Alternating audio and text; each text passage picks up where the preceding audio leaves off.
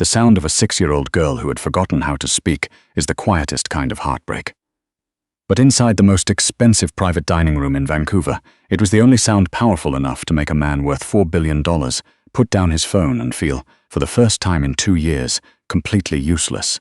Rhett Ashford had a merger to close, a board to answer to, and a daughter sitting across from him at a table set for royalty who hadn't said a single word in 7 months. The staff at Harlow House, the restaurant his company owned at the top of the Pemberton Tower, had been warned. No sudden movements, no loud music. No one approached the child directly. Ivy Ashford sat with her hands folded in her lap and her eyes fixed on the white tablecloth. She was small for 6, still wearing the braids her grandmother had put in before the accident. Nobody had redone them since. Nobody knew how. The food came. Ivy didn't touch it.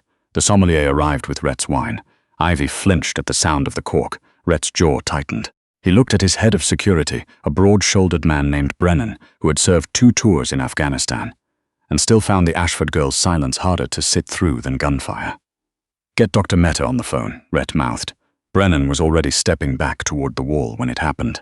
A bread roll hit the floor. It rolled from the neighboring service trolley. Just a simple accident, a new hire's nervous hands, and it landed 3 feet from Ivy's chair with a small, soft thump. Ivy's breath stopped.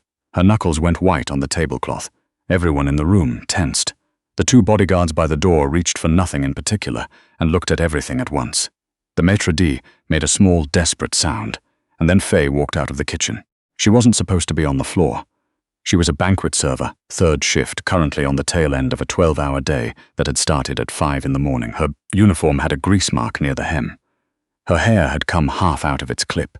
She was 27 years old and behind on 2 months of rent in a basement suite in East Vancouver, and she had absolutely no business being within 15 feet of the most powerful man in British Columbia. She crossed the room anyway, not toward Rhett. She didn't even look at him. She crouched down beside the bread roll, picked it up off the floor, and set it gently on the trolley. Then, instead of retreating the way any sensible employee would have, she turned to the side, not to Ivy, not directly, and sat down cross-legged on the marble floor beside the girl's chair. Like it was the most natural thing in the world, like she had nowhere better to be. She didn't speak. She didn't reach out. She just took a small, folded paper crane out of her apron pocket. She'd been folding them during breaks, a habit from her hospital days, and set it on the floor in the space between them. Ivy looked at the crane. Faye looked at the wall. Somewhere behind them, Rhett Ashford had stood up from his chair. Brennan put one hand on the table to stop him. "Wait," his expression said. "Just wait." Ivy's small finger reached out and touched the wing of the paper crane. The sound that followed was barely audible. It was the faintest exhale, not words, not quite, but it was the first noise Ivy Ashford had made voluntarily in 7 months that wasn't a scream. The room didn't breathe. Faye finally looked at the girl. She kept her voice very low, the kind of low that doesn't carry, the kind that's meant only for one person. "It's a crane," she said. "In Japan, if you fold 1,000 of them, you get a wish. I've only done 43, so I can't promise anything yet." Ivy stared at her. "You can keep that one if you want." Ivy's fingers closed around the crane. The maitre d' made another sound, this one distinctly more alarmed, because Faye was now technically crouching on the floor of Harlow House presenting origami to the owner's traumatized child, which was approximately 17 categories of against protocol. Faye stood, smoothed her apron, and walked back toward the kitchen. She made it 4 steps before the voice stopped her. Wait. It was low. It was quiet. It was the kind of voice that had ended careers and started wars in boardrooms across the country.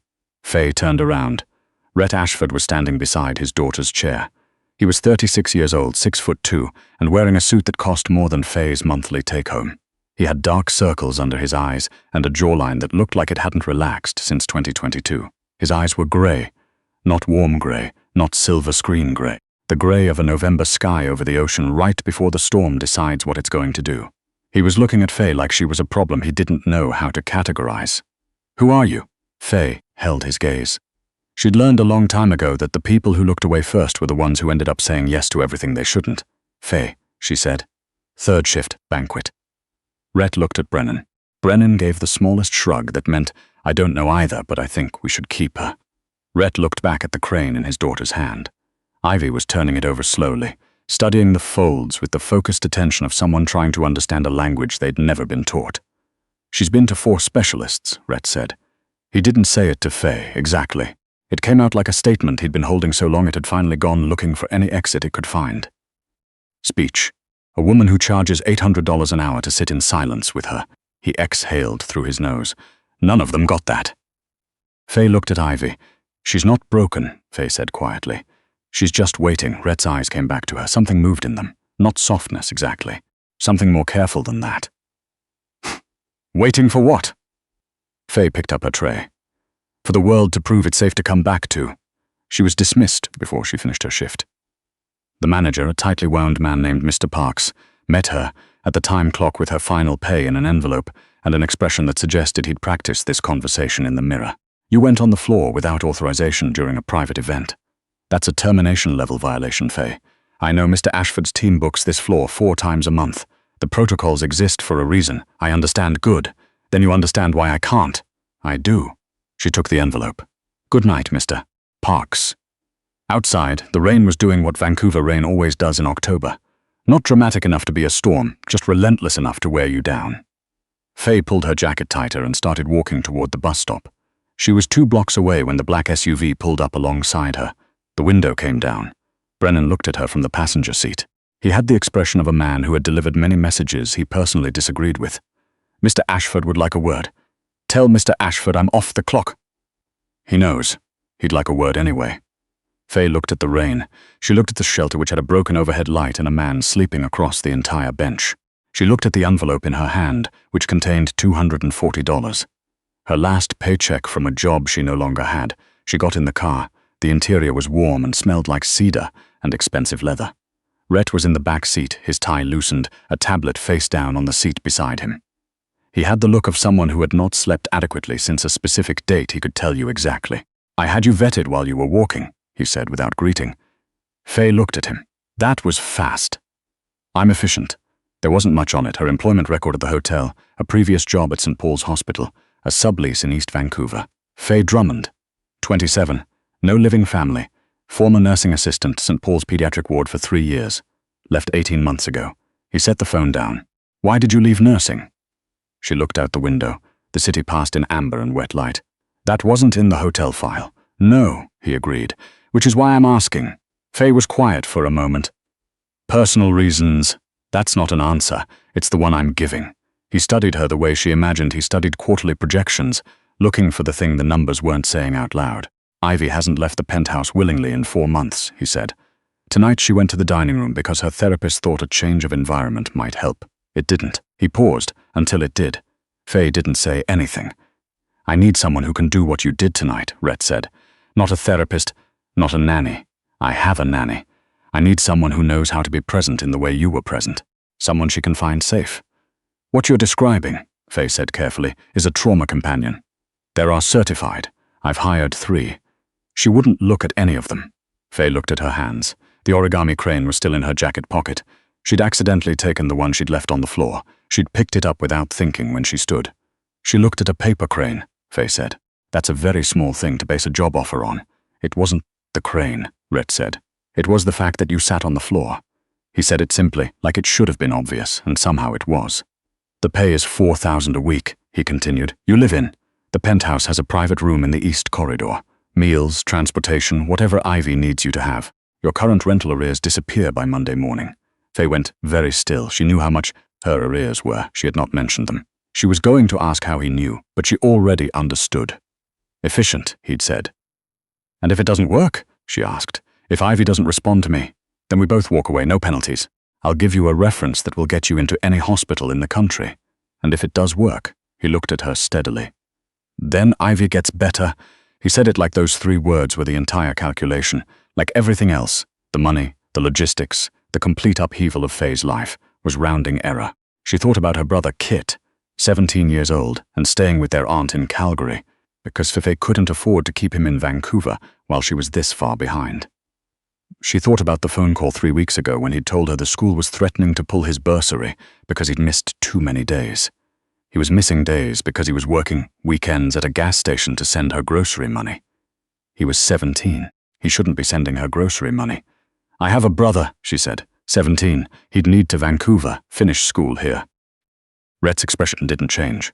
Arrange it. You don't even know what that. I said arrange it. Whatever it requires. Tell Brennan. It will be handled. Faye looked at this man, this sharp-edged, sleep-deprived, impossible man, and thought, "This is either the best decision or the worst one you will ever make." She thought that about most of the decisions she'd made in the last 2 years. "What are the rules?" she asked. "Evie's schedule is set by her therapist, Dr. Mehta. You work within it. You don't make promises to her that aren't yours to keep. You don't discuss her mother with her unless she brings it up first. You stay out of my office on the north side of the penthouse." He held her gaze. "And you don't mistake this arrangement for something it isn't." Faye met his eyes without blinking. Meaning I'm not looking for a family. I'm looking for stability. For her. I'm not looking for a family either." He extended his hand. She shook it. His grip was firm and his palm was warm, and there was a thin scar running across the back of his hand that she filed away automatically, the way nurses file everything, because details like that always meant something. "Drive us home, Brennan," Rhett said. The car turned north toward the towers along the waterfront, toward whatever came next. Faye watched the city lights smear in the rain and told herself she had made a practical decision. She was almost convinced. The penthouse occupied the entire top floor of Ashford Tower. It wasn't decorated so much as curated, everything pale and precise, like a room that had decided years ago not to commit to being lived in. There were no toys visible anywhere in the main living area, no drawings stuck to the fridge, no shoes kicked off at the door. Mrs. Okafor, the housekeeper, a small, deliberate woman with close-cropped grey hair, and was prepared to share none of it, showed Faye to her room with the efficiency of someone who had been briefed. "Ivy's room is through the connecting door," Mrs. Okafor said. "She sleeps with a nightlight. Don't turn it off. She wakes between 2 and 3 most nights, used to scream. Now she paused. She just sits up and looks at the wall." "How long has it been?" Faye asked. "Since the accident. 8 months, 2 weeks. Mrs. Okafor set a towel on the bed. Her mother was driving. Black ice on the Coquihalla. Ivy was in the back seat. She folded the edge of the towel with precision. She wasn't hurt, not on the outside. Faye didn't say anything. She knew there was nothing useful to say. "Mr. Ashford does his best," Mrs. Okafor said, which was the kind of sentence people used when the best wasn't quite enough and everyone knew it. "He's not." She stopped again. "He's not a cold man. People think he's cold. He's just very afraid." She left Faye to unpack the one bag she'd had time to grab. That night at 2:14 in the morning, Faye heard it, not screaming, just stillness with a texture to it, the specific quiet of someone sitting awake and not knowing how to ask for help. She pushed open the connecting door. Ivy was upright in her bed, her knees pulled to her chest, her eyes open and fixed on the window. The nightlight cast the room in pale amber. The paper crane from the restaurant was on her nightstand, which meant someone had made sure it came home with her. Faye didn't turn on the light. She crossed the room and sat down in the reading chair by the window, not too close to the bed, not blocking the door. She didn't speak. She just took a new sheet of paper from the small pad on the side table. Mrs. Okafor had apparently stocked it and began to fold. It took 3 folds before Ivy's head turned toward the sound. Faye held up the half-finished crane. 44, she said quietly. Ivy stared at her. 956 to go, Faye said. We'll get there. She kept folding. After 11 minutes, Faye counted without meaning to. A hospital habit. Ivy got out of bed, dragged her blanket with her and settled onto the floor at Faye's feet. She didn't touch Faye, she didn't speak, but she stopped looking at the wall. Faye sat with her until the grey of early morning crept in under the curtains, and when she looked up, Rhett was standing in the doorway. He was still dressed. He hadn't slept. He was watching his daughter sitting on the floor next to a woman he'd hired 6 hours ago, and his face had that look. Faye had seen it before, in waiting rooms at St. Paul's on parents who had sat with fear so long they'd forgotten what it felt like to put it down for a minute. Their eyes met. Faye looked away first. Not from weakness, from mercy. She didn't have words for what was happening in this room. Neither did he. That was fine. Some things were better off not named yet. The days that followed had their own rhythm. Faye learned Ivy the way she used to learn her pediatric patients. Slowly, without expectation, paying attention to the edges where language stopped and something truer took over. Ivy liked the color green. She liked blueberry pancakes, but only if the blueberries were folded in, not scattered on top. She didn't like sudden music, but she would listen to Faye hum almost anything, as long as Faye wasn't looking directly at her when she did it. She was building a paper crane army on her windowsill. By the end of the first week, she had 17 new ones and she had arranged them by size. One afternoon, while Ivy was napping, Faye found herself near the north corridor, not looking for anything. Just, the penthouse was large and she hadn't seen all of it yet. The door at the end of the hall was closed. She remembered the rules. She turned around. On the wall beside the door, she noticed it. A photograph. It wasn't a family portrait. Nothing so posed. Just a candid shot in a wooden frame. A woman standing on a dock, some cold and bright, laughing at something off camera, her arms half outstretched. She had dark hair and a winter coat, and she was mid-motion, the way people only look when nobody told them to stand still for the camera. She had Ivy's eyes. Faye stood in front of the photograph for a long moment. Her name was Miriam. Rhett's voice, behind her. Faye turned. He was standing at the far end of the corridor, a coffee cup in one hand, watching her with an expression she couldn't read. "I'm sorry," she said. "I wasn't trying to. I know." He walked toward her and stopped a few feet away, looking at the photograph himself. She would have known what to do. With Ivy, he said it without self-pity, which somehow made it worse. She was good at Miriam's midlaw face. Faye looked at Miriam's midlaw face. Find the way in. "I got lucky," Faye said. "The crane was in my pocket." It wasn't luck. She didn't argue. She was remembering what Mrs. Okafor had said. He's not a cold man. He's just very afraid. Standing here, this close, in the quiet of the corridor with the photograph between them, she could see the shape of it. The fear, the exhaustion, the particular loneliness of a person who has everyone around them and no one to say the true things to. She took a step back. "I should check on Ivy." Rhett nodded. He didn't stop her, but as she reached the corridor's turn, he said quietly, "What happened to you, Faye? Before this?" She stopped. "That's not in the file either," she said. "I know." She was silent for 3 seconds. "Good night, Mr. Ashford." She heard him exhale as she turned the corner. Not frustrated. Something more complicated than that. 6 weeks in, Ivy spoke for the first time. It was during a paper folding session. They were up to 112 cranes, and Ivy was watching Faye work through a particularly complicated crane variation. Faye had been narrating the steps in a low voice, not really expecting anything, more for her own focus than anything else. "Too small," Ivy said. Faye's hands went still. She looked down at the half-finished crane. The wing folds were uneven. She'd been distracted. "You're right," Faye said, the same way she'd responded to everything Ivy did. No big reaction, no sudden movement. Just, "Yes, that's real. I see it. Should I start over?" Ivy looked at the crane for a long moment. "Fix it," she said. It was 8 words in 6 weeks. In pediatric terms, it was a seismic event. That night, Faye heard Rhett outside the door for a long time. He didn't knock. He just stood there. And then she heard him slide down until he was sitting on the floor of the hallway. She could tell from the soft sound of it. And she thought she heard, very faintly, the specific silence of a person letting themselves fall apart when nobody was required to see it. She didn't open the door. She sat on her side and listened until it was over. Some grief is private. She knew that better than anyone. The trouble arrived on a Thursday morning in November with a man named Aldrich Novak. He came in the guise of Rhett's former business partner, arriving for what Brennan's schedule listed as a standard meeting in the penthouse's formal sitting room. Faye had taken Ivy to her Thursday session with Dr. Mehta 42 floors down, and she only knew any of it because when they came back up, Ivy slipped her hand into Faye's at the elevator. The first time she had initiated physical contact with anyone in over 8 months, and Faye was so focused on not reacting, on keeping her breathing even and her face calm, that she didn't notice Novak in the corridor until they were already through the foyer. He was being walked out by Brennan. He was smiling. He stopped when he saw them. Faye had met men like Aldrich Novak in hospitals, not as patients, as family members of patients. The kind who asked about legal options before they asked about outcomes. The kind who made you feel like you needed to account for your presence in a room. "Well," he said, "this must be the new arrangement." Brennan's hand moved slightly, the way Brennan's hands moved when something was wrong and he was deciding how wrong. Faye didn't step back. She stepped slightly in front of Ivy. "Ivy," she said, her voice light and easy, "let's go see your cranes. We've got numbers to check." Ivy looked at Novak once, one long, evaluating look with those 2 old eyes, and then she turned and walked down the corridor without another glance. Faye followed her without looking at Novak either, but she heard what he said to Brennan as they rounded the corner. "How convenient," Novak said. He replaced the wife and the mother in one hire. Brennan's reply was a single, very quiet word that Faye didn't catch. That night she found Rhett in the kitchen, not a room she'd seen him in before, standing at the counter with a glass of water and the look of someone who had been processing very bad news for several hours and was now somewhere past the sharp edge of it. "Novak came today," she said. "I know." He set the glass down.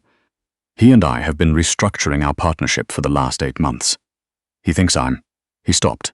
He has access to certain documents about the company's restructuring that could be interpreted by someone motivated to misinterpret them as evidence of financial mismanagement. He's been using that access to slow down every deal I've tried to close since Miriam died." Faye sat down at the island. "Why?" she said. Rhett looked at the window. The city below was a grid of amber light, because Miriam knew what he was doing before she died. She told me the night before the accident. I hadn't had time to act on it yet. He was quiet for a moment. He knows I know. He's been waiting to see whether I'm strong enough to move against him or whether grief is going to do his work for him. Is it? Faye said. He looked at her. Is grief going to do his work for him? She repeated. Something moved across his face. Not offense. Something that was almost grateful for the directness. No, he said. Good. She stood. Then we should make sure he understands that. He tilted his head. Faye realized what she'd said. You, she corrected. I meant you. Rhett didn't say anything, but the corner of his mouth did something that wasn't quite a smile and wasn't quite not one. Ivy spoke 4 sentences today, Faye said, changing direction. To Dr. Meta. The almost smile became real and immediate, and it completely changed his face. She looked away before she could catalogue exactly how. What did she say? She told Dr. Meta that her cranes were almost at 200 and that she wanted to learn a harder fold next. Faye paused, and she said she liked the person she practiced with. Rhett went very still. She said, person, he said. She said, person. He sat down on the other stool. He put both hands flat on the counter and looked at them and didn't say anything for a while. Faye stayed where she was, giving him the privacy of the moment without leaving it entirely, the way she used to stay just inside the door of rooms at St. Paul's when parents got the news that things were getting better. Faye, he said after a moment. Don't thank me, she said. She's doing this, not me. He looked at her for a long time. Then, thank her. When it's right, I will. She went to bed. She did not sleep for a long time. The gala was Rhett's annual foundation event, the Ashford Children's Medical Bursary, which funded training programs across BC. It was the first public event he'd attended since Miriam's death, and his communications team had framed it carefully in the press. A return to public life. The work continues, the foundation stronger than ever. What the press releases did not say was that Aldrich Novak was also on the gala's board of donors, and that he had been quietly suggesting to several board members that Rhett's recent volatility, emotional instability, Novak had apparently said in at least 3 separate lunches, made him unfit to chair the foundation going forward. Brennan told Faye this at 9 in the morning. She was not sure why he told her, except that Brennan seemed to operate on the principle that more information was always better than less, and that Faye had somehow, over the last 6 weeks, become someone who received information. He's going to move against Rhett at the gala, Brennan said. Public setting. Board members present. He'll frame it as concern. Can Rhett counter it? He can if he's standing, if he looks. Brennan chose his word carefully, present. Faye thought about this, she asked. Brennan's expression shifted. Ivy was supposed to appear briefly at the gala. It was Miriam's foundation originally. She founded it after he stopped. It would mean something if Ivy here to be— Ivy can't do a gala, no, Brennan agreed. She can't. Faye looked out the window at the grey November sky. What if? She said slowly. She doesn't have to. She took Ivy to the foundation's offices the day before the gala. Not the ballroom, not the event space, just the small working office on the 4th floor where the administrative team kept the program files and where there was a low table and very little noise. She told Ivy they were going to make something. 143 cranes. They counted them together from Ivy's windowsill collection, packing them carefully into a clear archival box that Faye had asked Mrs. Okafor to source. What are they for? Ivy asked. She was asking full sentences now. 6 weeks ago, she hadn't been able to speak at all. They're for a room, Faye said. A room where kids go when they're scared, so they have something to look at. Ivy considered this. Will the kids know their wishes? We can write it on a card, Faye said. If you want to. Ivy wrote it herself, in her careful, slightly uneven 6-year-old printing. These are wishes. You can borrow one if you need. Faye had the cranes installed in the foundation's pediatric wing display case before the gala began.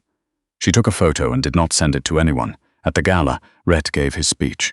He was measured and clear, and the board members who had been wavering came back. Aldrich Novak made his move. Something about governance review, something about the importance of stable leadership. And 3 board members who had been in the office the day before, who had seen the card in Ivy's printing, voted against the review without deliberation.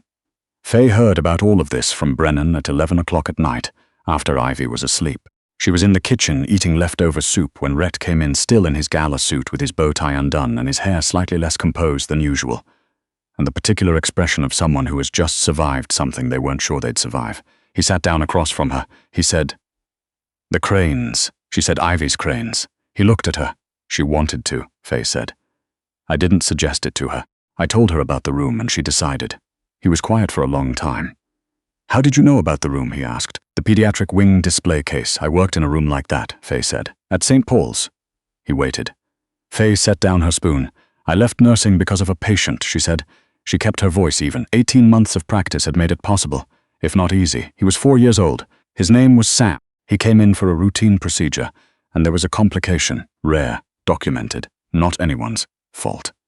She looked at the bowl of soup. He was in the ward for 11 weeks. I was his primary carer. He used to call me Faybird because of a bird sticker on my badge. She was quiet for a moment. He died in February, and she stopped. I couldn't go back into the ward after. I tried twice. I couldn't make it through the door. Rhett said nothing. He didn't try to fix it or contextualize it or offer anything. He just sat with it, which was what she had needed someone to do for a year and a half, and nobody had known how to. I've been trying to figure out, she said, whether running away from something you love because it hurts too much makes you a coward or just human, Rhett said, immediately. Without deliberation, she looked at him. I asked myself the same question about my company, he said, after Miriam. Whether putting everything into work so I didn't have to sit in the apartment made me a coward or just. He spread one hand. Just someone doing the only thing they know how to do to stay upright. Did you come to a conclusion? No, he said, but Ivy's still here, so I think staying upright counted for something. Faye was quiet. Sam would have been 6 this year, she said, same age as Ivy. Rhett looked at her across the kitchen table in the quiet apartment, and she could see him putting it together. Why the crane? Why the floor? Why none of this had felt like a choice to her on the night in the restaurant? Faye, he said softly. I know, she said. I know. She picked up her spoon again. I'm fine. I'm better than I was. Being here is. She made a small sound that wasn't quite a laugh. Being here helps. I'm glad, he said. He stayed at the table with her until the soup was gone and the building was all the way quiet.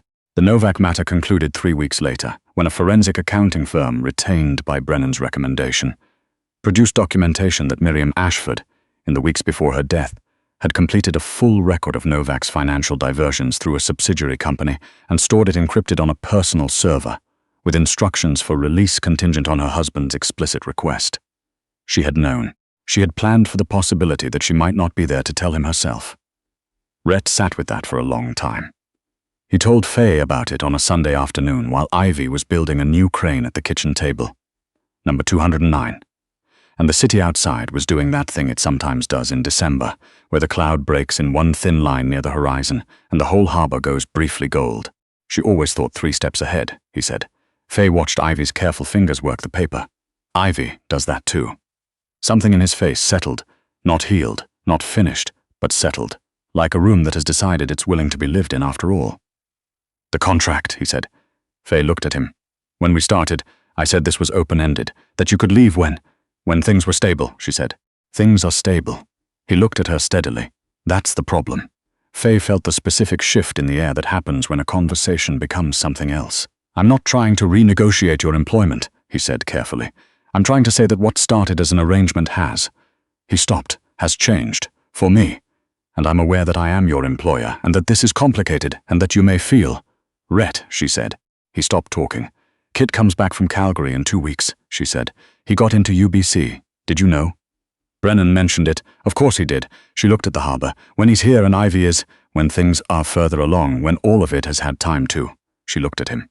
Then I'd like to have a different conversation. He looked at her for a long moment. Different how? He said. Different in that it doesn't involve a contract. Very slowly, like a man who has learned to be careful with things that matter, Rhett Ashford smiled. It was a real one. She hadn't seen one of those before. It completely rearranged his face. She looked away before she did something inadvisable. 210, Ivy announced at the table, holding up the newest crane. 790 left. We're getting there, Faye said. When we get to 1,000, Ivy said, with the gravity of someone who has thought this through, can we wish for a dog? Rhett made a sound she realized with some surprise was a laugh, actual, unguarded, slightly rusty, from disuse. Ivy looked up at him with wide eyes, like she was hearing a sound she'd been trying to remember for months. Then Ivy smiled. It was the first time. Faye pressed her hands flat on the table and looked out at the harbor going gold and let the moment be exactly what it was. Not a fixed thing, not a finished thing, but something real beginning, the way real things do, in the smallest possible place. The cry in a restaurant had started it, but the laugh in the kitchen was how it began.